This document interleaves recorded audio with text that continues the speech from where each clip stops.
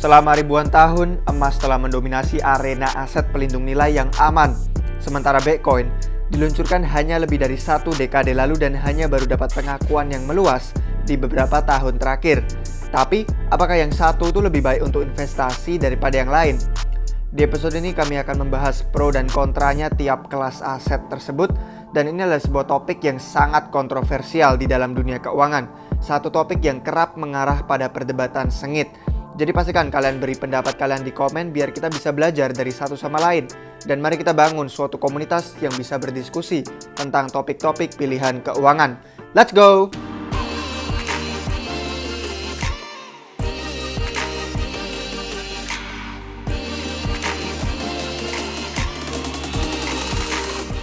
Disclaimer, kami bukan penasihat keuangan. Kami adalah tim peneliti yang punya passion akan crypto dan finance. Kami tetapkan misi kami adalah untuk menyajikan informasi yang tidak berat sebelah. Harapannya bisa membantu masyarakat Indonesia untuk jadi lebih mandiri secara finansial.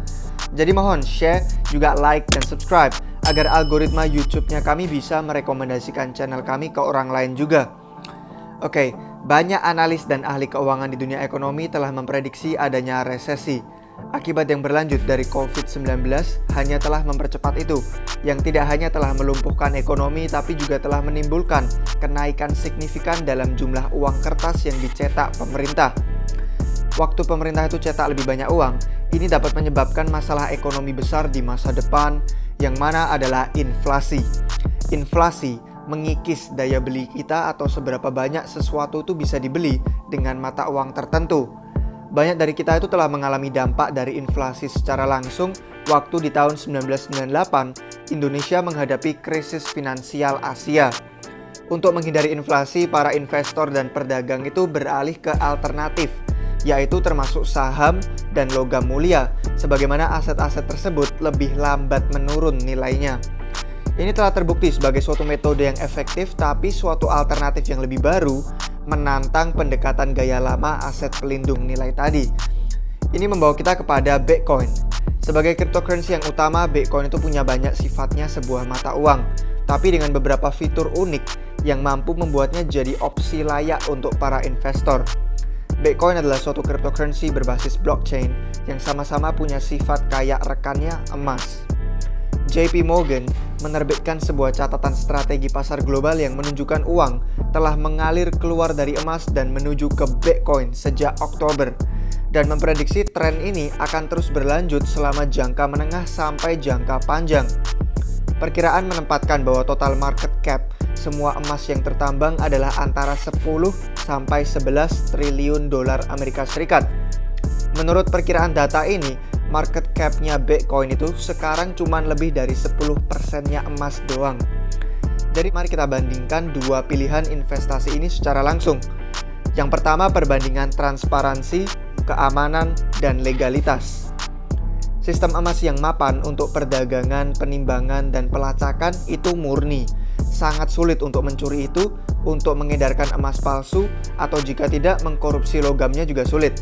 Bitcoin itu juga susah dikorupsi, terima kasih kepada sistemnya yang terenkripsi, yang desentral, dan algoritmanya yang rumit. Untuk dapat dengan sukses meretas dan mengkorupsi Bitcoin, kalian bakal perlu mayoritas komputer-komputer di dunia yang menambang dan memvalidasi transaksi-transaksi.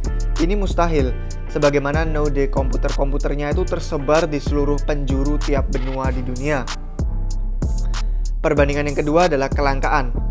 Keduanya, emas dan Bitcoin itu sumber daya langka. Emas dan Bitcoin nggak bisa diproduksi kayak perusahaan menerbitkan saham baru atau bank federal mencetak lebih banyak uang. Keduanya itu langka.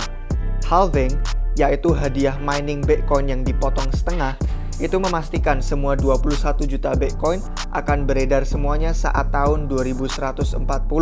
Jadi hanya akan ada 21 juta supply yang eksis. Nggak lebih, nggak kurang. Perbandingan yang ketiga adalah nilai dasar. Emas itu sejarahnya telah digunakan pada banyak penerapan, dari barang-barang mewah seperti perhiasan, sampai ke penerapan khusus dalam kedokteran gigi, elektronik, dan banyak lagi. Selain mengantarkan fokus baru pada teknologi blockchain, Bitcoin juga sendiri punya nilai dasar yang luar biasa juga. Miliaran orang di seluruh dunia kekurangan akses pada infrastruktur perbankan dan sarana tradisional keuangan kayak kredit. Dengan Bitcoin, orang-orang ini dapat mengirimkan nilai ke seluruh dunia dengan hampir tidak ada biaya. Ini hebat untuk Indonesia. Di 2014, Bank Dunia mengungkapkan bahwa hanya 36% populasi kita punya akun bank. Ya sudah pasti sih statistik ini telah berkembang sepanjang waktu, kan 2014 sudah lama.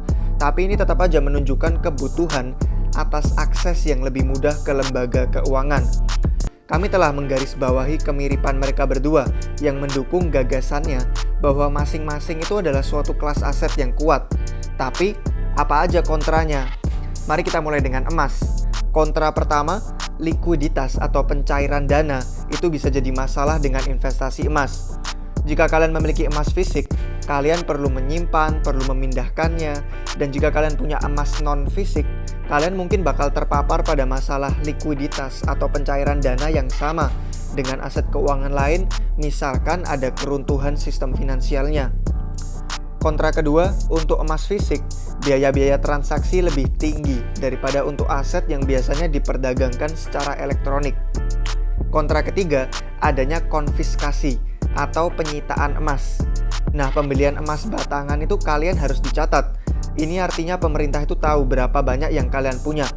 Penyitaan emas mungkin terdengar ekstrim bagi para investor, tapi itu telah terjadi di masa lalu. Di seluruh dunia sudah cukup sering untuk membuatnya jadi perhatian yang masuk akal bagi mereka yang gelisah tentang tingkat hutang yang tak terselesaikan, pengeluaran pemerintah tak terkendali, dan penciptaan uang bank sentral yang terus-menerus. Kontranya cryptocurrency atau Bitcoin. Kontra pertama itu mereka rentan terhadap volatilitas harga tinggi. Pasar-pasar kripto menyediakan lebih banyak peluang untuk mengalihkan 10 kali, 100 kali, dan dalam kasus yang jarang terjadi 1000 kali investasi kalian. Kalian bisa jadi kaya sangat cepat, namun di sisi sebaliknya, kalian juga bisa kehilangan uang kalian secepat itu. Atau malah lebih cepat jika kalian tuh kejebak megang kripto waktu pasarnya ngedump. Kontra kedua, nggak kayak emas, kripto itu nggak punya suatu sejarah yang panjang. Demikian, emas itu telah terbukti tetap stabil di saat keruntuhan ekonomi global. Kontra ketiga, dompet kripto bisa hilang jika hard drive kalian rusak, virus mengkorupsi data, atau kalian lupa seed phrase atau password kalian, maka kalian potensinya bisa kehilangan semuanya itu. Bitcoin pernah pada dasarnya itu hilang, gak ada yang bisa dilakukan untuk memulihkannya. Sebagai contoh nih ya, Stephen Thomas, seorang programmer yang tinggal di San Francisco, lupa passwordnya dia. Dan dia nggak bisa membuka dompetnya yang ternyata berisi kekayaan Bitcoin bernilai hampir 220 juta dolar. Tragis bukan? Jadi apa yang kalian pikirkan? Sejauh yang bisa kita lihat itu kedua pilihannya punya sisi negatif mereka. Tapi keduanya punya saat waktu mereka terlihat seperti ide yang bagus juga. Kuncinya itu bukan pada memihak ke satu sisi aja, tapi untuk jadi investor yang cerdas. Dan kalian tuh perlu paham bahwa keduanya punya pilihan yang bagus. Kalian nggak perlu hanya memilih salah satunya aja. Nikmati manfaat dari keduanya. Keduanya yang satu aset penyimpan nilai tradisional emas, dan juga yang kedua aset penyimpan nilai digital yang baru, Bitcoin. Yang bisa kami katakan memang Bitcoin itu masih merupakan kelas aset yang relatif kecil. Sebagian besar disukai oleh investor milenial yang belum seberpengaruh di pasar keuangan.